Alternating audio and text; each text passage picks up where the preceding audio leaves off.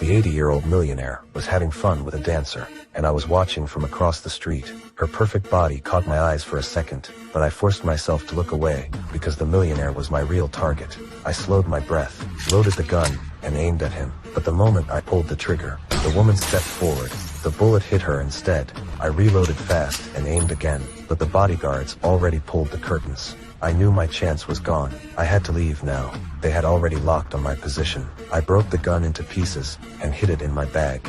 I picked up the shell casings from the ground, helmet on. I rushed downstairs before the cops arrived. I was already on my bike and gone, but the escape wasn't over. I threw the tools into sewers and trash, left the bike on the road, helmet in the river. But that wasn't enough. I entered a convenience store, pretended to use the restroom, and stripped off my clothes. I threw everything into the trash, washed my whole body, even shaved my beard. I had to kill the smell of gunpowder, then sprayed heavy perfume. Now I looked like a normal tourist at the airport.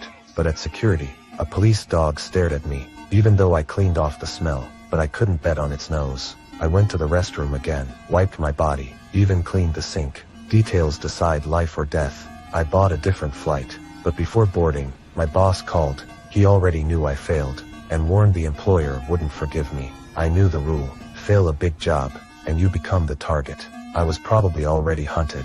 I destroyed the SIM card and phone. On the plane, I stayed alert. I noticed a man with sunglasses watching me. Was he the killer sent after me? I started testing him. As soon as we landed, I changed flights. He did the same. We met again in the lounge. Alarm bells rang in my head.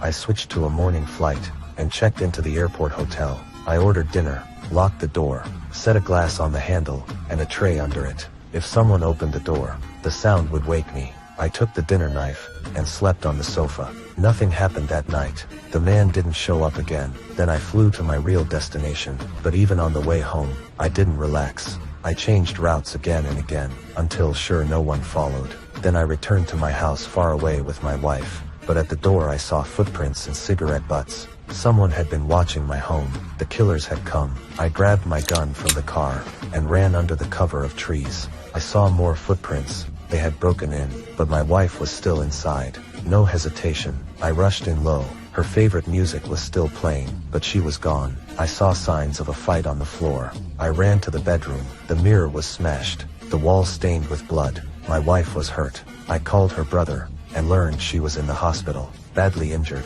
but alive. She said a man and a woman were looking for me. She stayed silent, so they cut her face. They crossed my line. I had to make them pay. I secretly moved my wife to another hospital. Then I returned home, and dug out the long locked safe.